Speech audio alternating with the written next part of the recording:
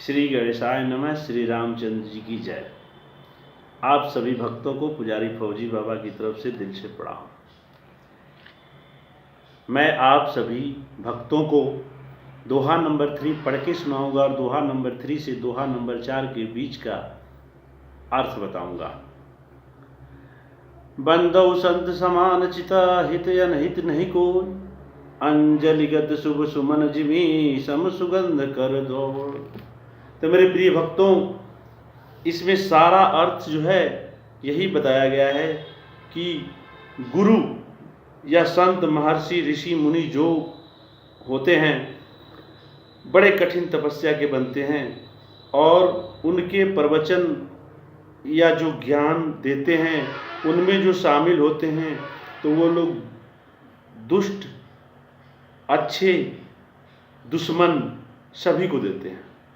वो कभी अपने आप को ये नहीं समझते कि ये मेरा दुश्मन है तो ये दोस्त है तो ये है, इस प्रकार की उनके अंदर भावना नहीं रहती है।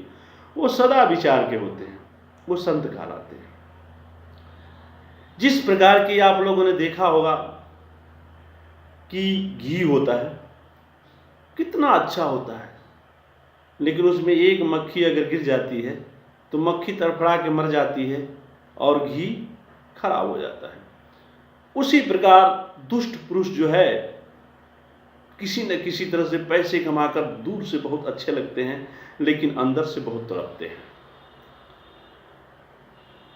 अच्छे व्यक्ति का जो प्राण होता है वो आराम से निकल जाता है, यमराज जी उसे खुशी खुशी स्वर्ग लोक में लेके जाते हैं। और जो दुष्ट व्यक्ति होता है तो यमराज जी जब आते हैं तो उसको आत्मा को घसीटते हुए लेके जाते हैं, चल। तो फिर इसकी आत्मा कहती है कि यमराज जी आप इसको घसीटते हुए लेके जा रहे हैं, उसको आराम से ले जा रहे हैं। अये मूर्ख, तूने जैसा कर्म किया उसके अनुसार ही तुमको तो फल मिलेगा। जैसे कि आप लोगों ने किसान देखा होगा, फसल लगाता है, बारिश आती है वो नष्ट हो जाता है, लेकिन फिर भी वो खुश रहता है। मेहनत करने के बावजूद भी, सब कुछ बर्बाद होने के बाद भी वो खुश रहता है कि चलो कुछ तो कुछ भगवान देंगे। इसी प्रकार आप अपना कष्ट में दुख में जो जीवन है उसे खुश रखें। आप पापी मत बने, पाप के भागी मत बने। रावण कुंभकर्ण जो कुछ भी है इनके जैसा मत बनिए, आप अच्छे इंसान बनिए।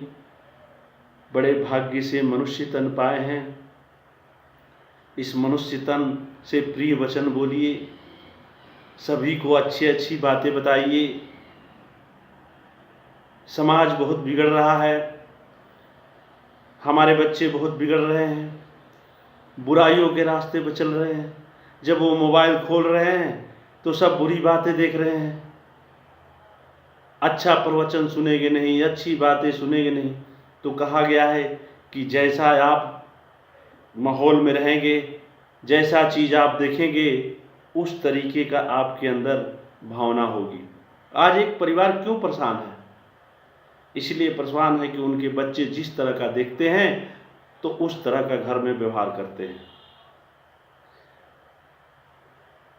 लोग दूसरों से परेशान नहीं है, अपने खुद के घरों से तबाह है, अपने बच्चों से तबाह है, क्योंकि अपने बच्चों को कभी अच्छा ज्ञान नहीं देते हैं। जिस रास्ते पर चलते हैं उस प्रकार का ज्ञान देते रहते हैं। बच्चा मोबाइल में क्या देख रहा है, कहाँ जा रहा है, उनकी निगरानी करते नहीं। और वो फिर बड़े बच्चे हो जाते हैं तो फिर इन्हीं का गला पकड़ते हैं, तो समझ में आता है। तो अब पछताए क्या होत है जब चिड़िया चूक गई खेत। जब आपने खेत का रखवाली ही नहीं किया, घर में आराम से खा पी के सोया, और जब आके सब खा गए तो अब जाके वहाँ रोने से क्या फायदा है। तो इसी पे कहा गया है कि जब अपने घर के परिवार को जब आप अच्छा ज्ञान नहीं देंगे, वो बुरे रास्ते पर चलने लगे, जब बिगड़ गए तो वो फिर आपको पछताने से कोई फायदा नहीं है। तो मेरे प्रिय भक्तों, आज का प्रवचन यहीं पे समाप्त कर रहा हूँ। आप सभी लोगों को धन्यवाद। हर हर महादेव।